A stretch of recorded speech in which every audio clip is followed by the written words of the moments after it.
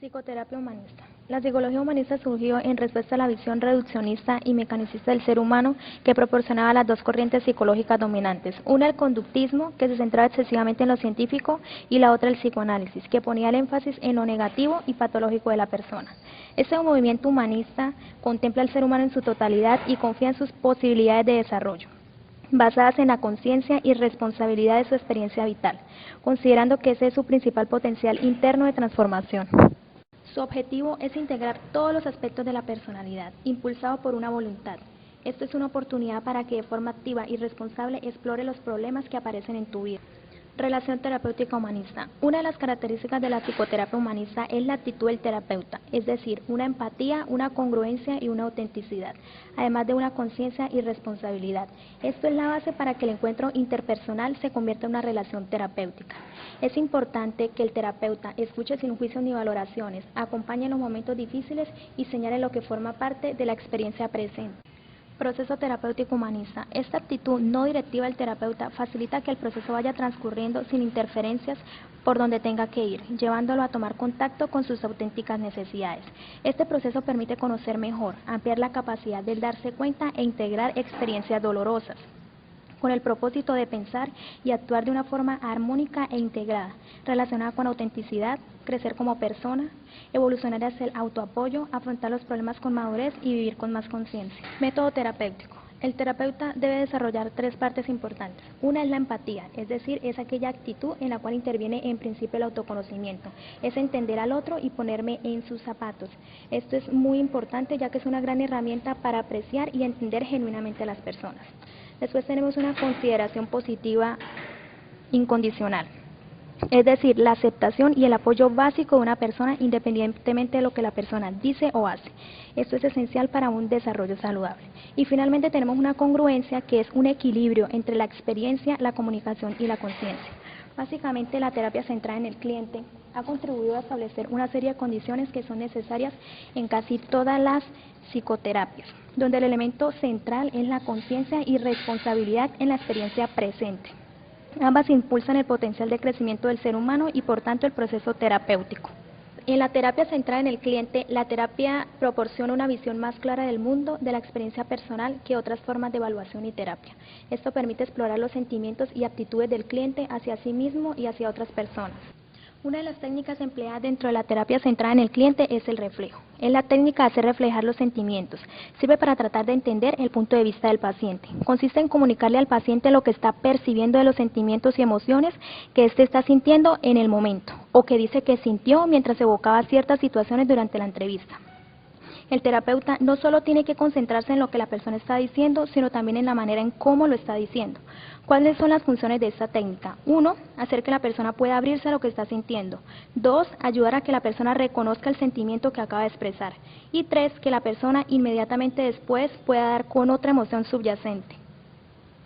Grupos de encuentro. Están encaminadas a modificar las actitudes de una persona hacia sí misma y a cambiar su conducta con los demás. Estas técnicas han consistido en trabajos con grupos pequeños de compañeros, donde se enfoca la atención en el aquí y ahora, y se mantiene una cooperación por parte del grupo.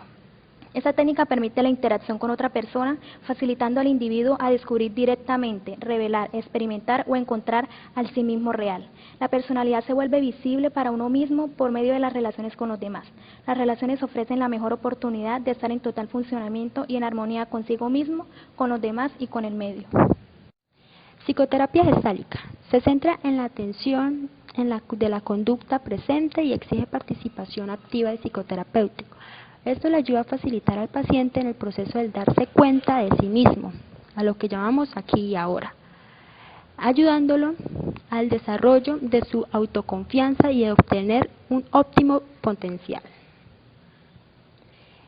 En la terapia gestálica se trabaja con tres técnicas clásicamente. La primera son las técnicas supresivas, las técnicas expresivas y las técnicas integrativas.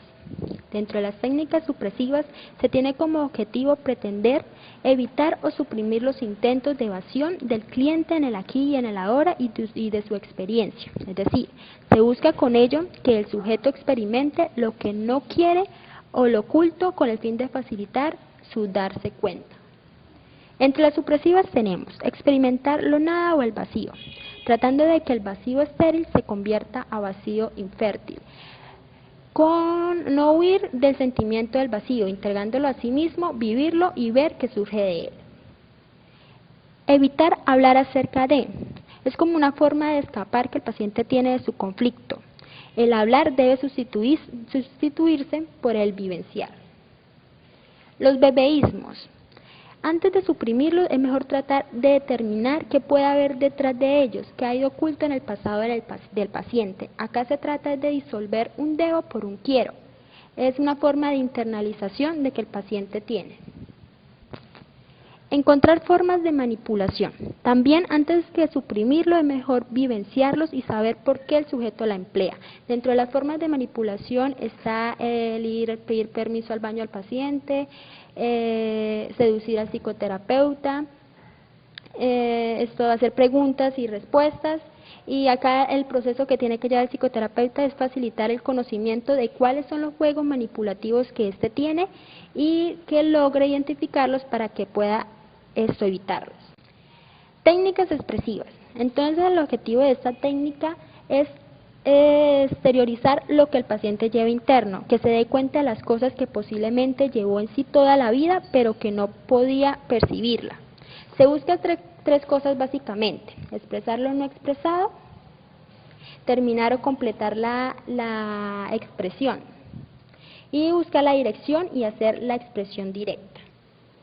Expresar lo no expresado, el psicoterapeuta busca básicamente es que el cliente exprese lo que está sintiendo, lo que está pensando en el momento sin ningún tipo de restricción.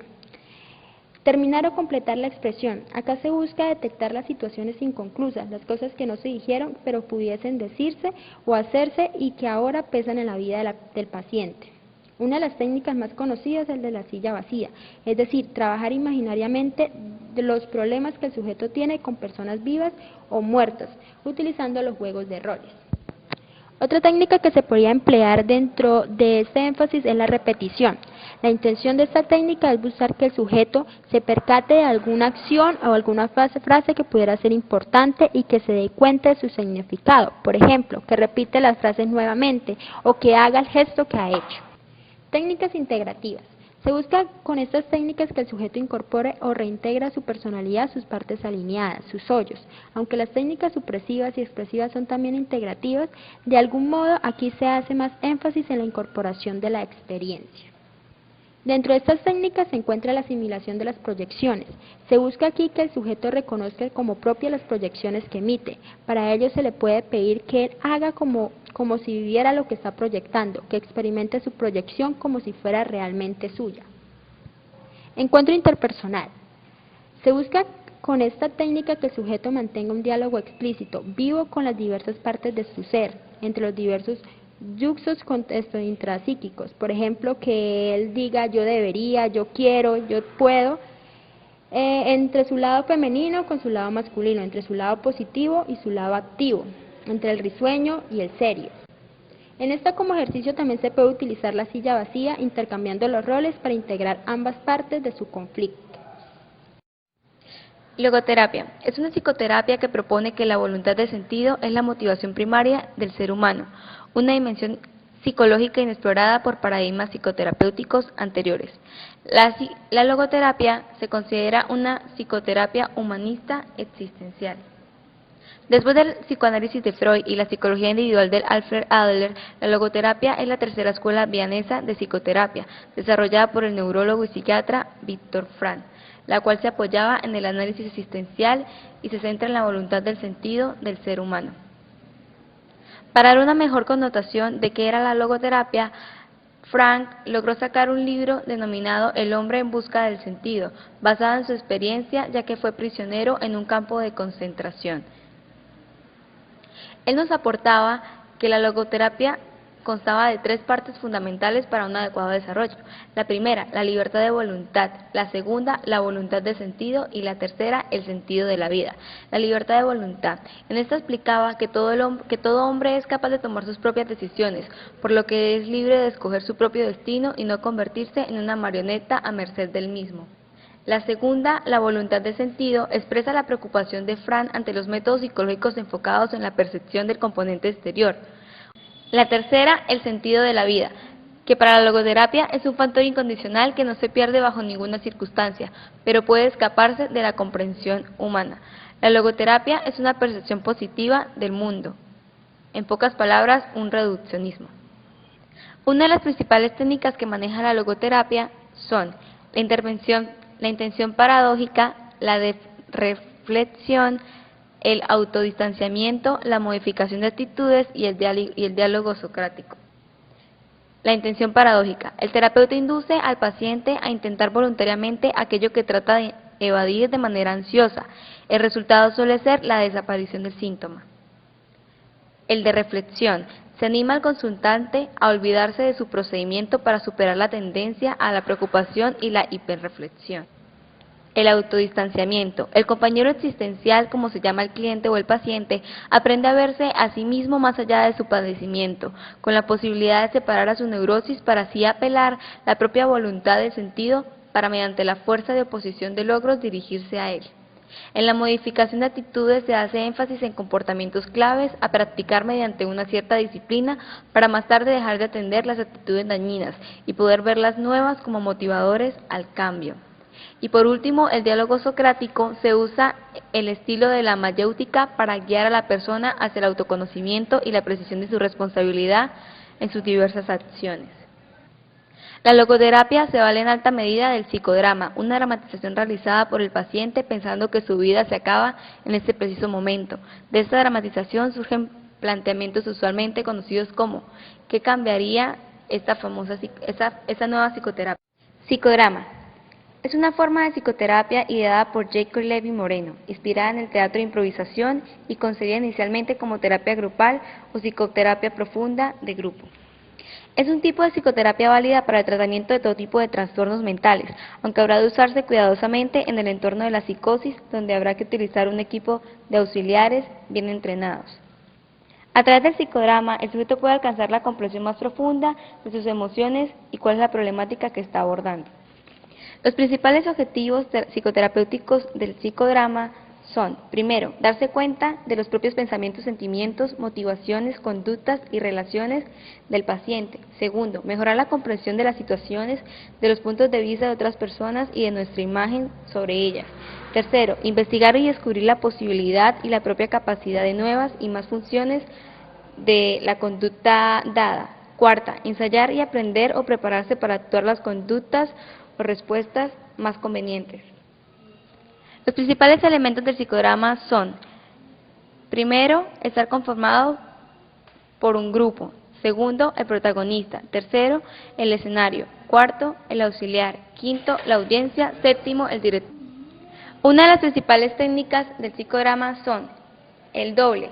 Esa es la que explora la identidad existencial y proyección psíquica del paciente. Técnica del espejo, representación exacta del yo por un auxiliar del paciente, cómo él se transmite en su forma emocional, cómo él se ve. Tercera, cambio de roles.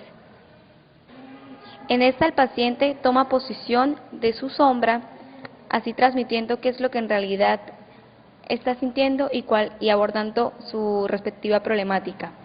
Para desarrollar una sesión grupal se consta de 3 tiempos. Primero, el calentamiento. Segundo, la dramatización. El tercero, el compartir. El calentamiento. Es impredecible calentar o caldar al grupo antes de comenzar el proceso de psicodrama.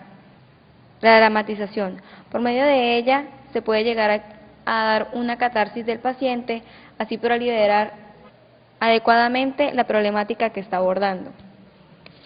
Tercero, compartir o el cogrupal, también llamado participación. Esta última fase de una sesión psicodramática es cuando los miembros del grupo colocan sus comentarios y mantienen sus sentimientos al alcance para dar una reflexión de la dicha dramatización.